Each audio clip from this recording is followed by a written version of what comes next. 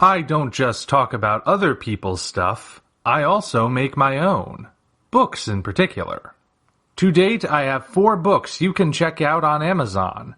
Operation Red Dragon: The Kaiju Wars Part 1, Occult Mafia, Emerald of Maddox City, and the short story collection Assorted Absurdities, Tales of Kaiju Punk and Other Genres. Hop on down to the description for Amazon links to all 4 books. Enjoy whichever ones you read, and enjoy the video. Vincent settled back, too weak to protest. Feverishly he remembered the tales Driscoll had told him on the outward voyage. How Kong had rampaged through the village on the island. How later in Manhattan he had run amok, spreading death and destruction. And then he was dreaming. He was standing in New York City's American Museum of Natural History, in a new wing, the Carl Denham Wing. The architecture was a strange mixture of the familiar and the bizarre. The central display was the mounted skeletons of a tyrannosaur and a gigantic ape locked in combat. The dinosaur on its back, ready to deliver an eviscerating kick to the enemy that towered over it. Flashbulbs popped, and in Vincent's dream he imagined his father's voice saying, "The 8th wonder of the world!" The dream changed. Vincent was now alone beneath the exhibit. Eerily, Kong's skull turned, shifting its gaze. The skeletal nightmare was aware of him. Slowly, Kong became a living, breathing behemoth, his eyes burning into Vincent's. Vincent felt ice in his bones. Kong roared deafeningly and took a step forward. His shadow fell over Vincent, a shadow that seemed to have weight and suffocating substance. The beast's massive hand reached towards him. Vincent couldn't run, couldn't move, couldn't even breathe.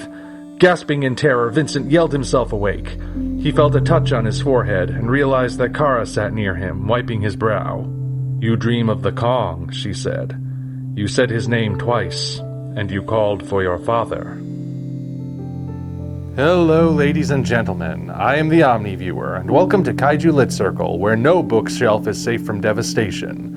Back in 2005, Peter Jackson's epic remake of King Kong was released and brought the 8th wonder of the world back into the public spotlight. But that wasn't the only place the great ape made his return. He also reappeared in the realm of literature, specifically in books like Kong, King of Skull Island, as envisioned by Joe DeVito. In the wake of King Kong's rampage and subsequent death, maverick filmmaker Carl Denham disappeared, as did the body of the mighty ape. But that was back in 1932. It's 1957 now, and Carl's son, Dr. Vincent Denham, has tried to keep his life separate from his father's scandalous legacy. A recent discovery, however, has ignited the urge to get some answers. He's discovered a copy of the map to Skull Island hidden among his father's belongings, and he suspects his father took Kong's body back to where it came from.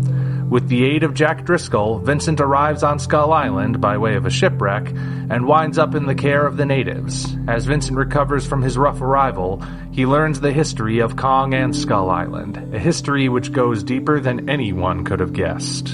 King of Skull Island is both a prequel and sequel to the film's events, using the aftermath as a way to frame the origin story. In detailing the backstory, this book is incredibly thorough, explaining everything from the natives' rituals to why that iconic wall has a giant door built into it. The attention to detail is impressive.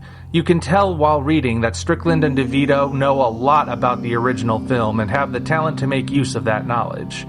Each element is introduced naturally, rather than dwelt on with the expectation that you be impressed by the reference, so the book doesn't feel staged or self-absorbed.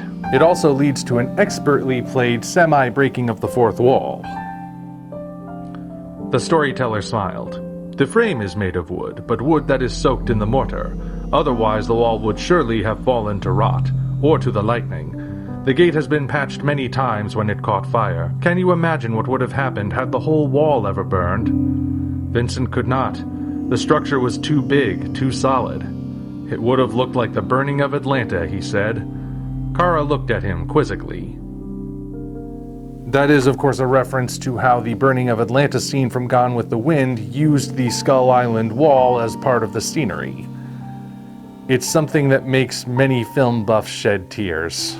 Despite being connected to the film and even officially sanctioned by Marion C. Cooper's estate, various liberties are taken in the adaptation. For example, the Skull Islanders are depicted as far more peaceful and noble than the primitive savages of the movie. It's difficult to imagine this tribe sacrificing anyone for any reason, and the one islander who does try something shifty is presented as a deviant. I suppose this is to be expected. Depictions of native tribes as backwards brutes weren't unusual in the 30s, but it wasn't going to fly as easily in the second millennium. Yet even this alteration doesn't feel at odds with the original story, and it winds up making sense in context. Another liberty taken involves the wildlife of Skull Island.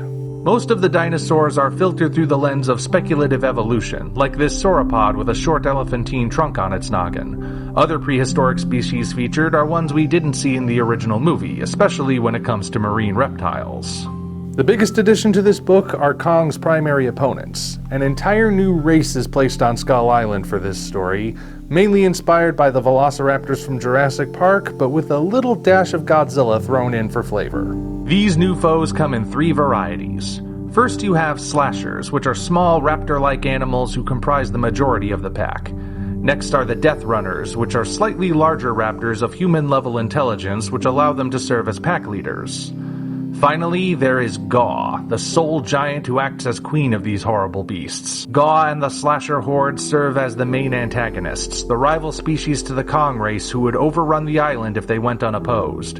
And because I know you're all wondering, yes, they were part of the inspiration for the Skullcrawlers and Kong Skull Island. In fact, early speculation about that film surmised that it would be a partial adaptation of this very book.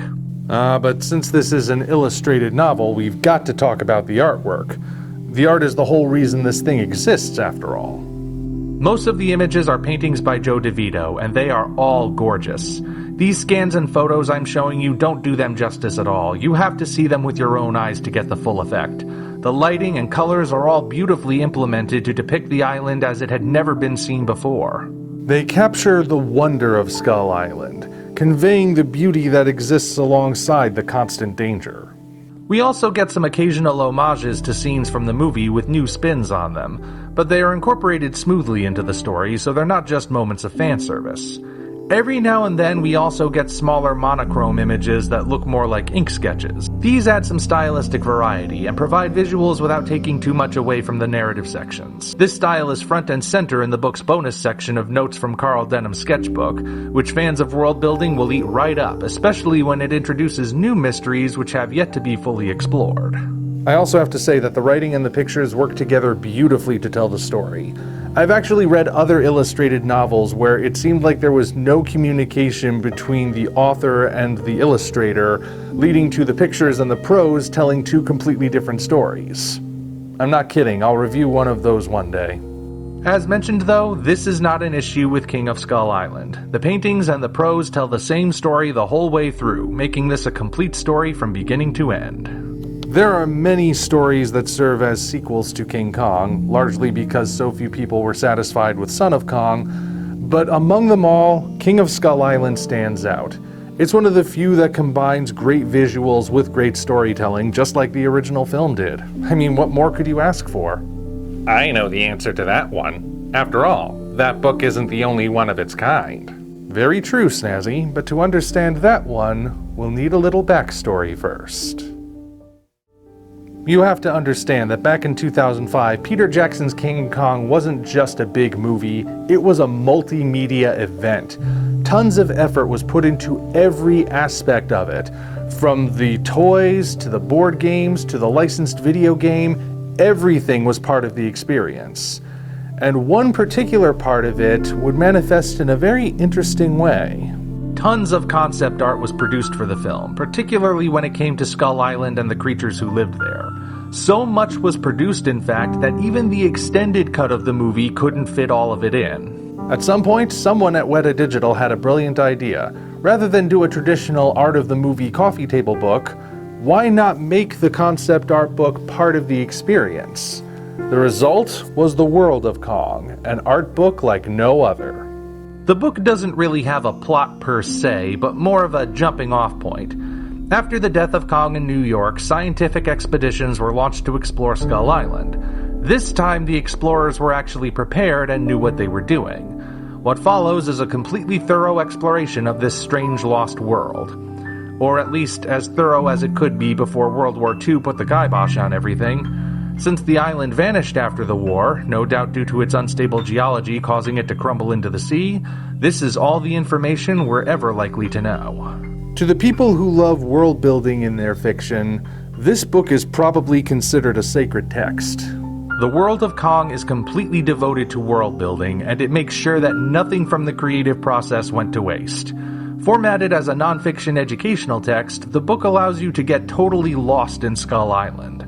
Whereas the movie was focused on the danger of this primitive land, the book allows you to experience the beauty and wonder of it all, and it really is beautiful.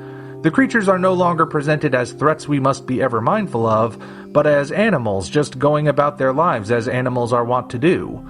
Even the perilous bug pit becomes fascinating when presented as just another part of this unique ecosystem. The book is so thorough there's a chance you might even forget that it's fiction. Heck, the promos for it played along in presenting it as a factual tome. While quite a bit of info is conveyed through the words, most of it is conveyed through the artwork. And my word, is this art breathtaking. Every page has some kind of painting on it depicting life on Skull Island, and I would frame any of them on my wall if I could. Differences in style are subtle enough to create consistency across the board, but still allow each page to feel fresh so the book never loses its luster. This is some of the best paleo art ever printed, even if it's not of real dinosaurs. Well, there you have it. Two similar yet different King Kong books. One is a loving tribute to the original, the other is an interesting way to present art for the remake.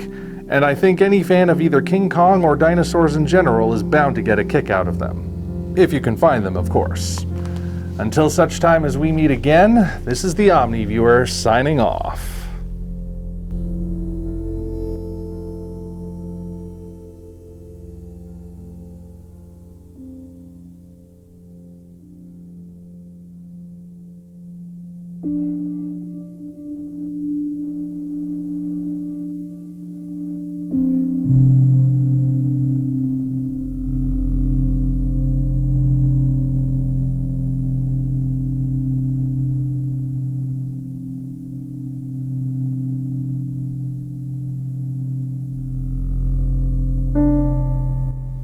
Now, if only Toho would produce something like the World of Kong book for Monster Island.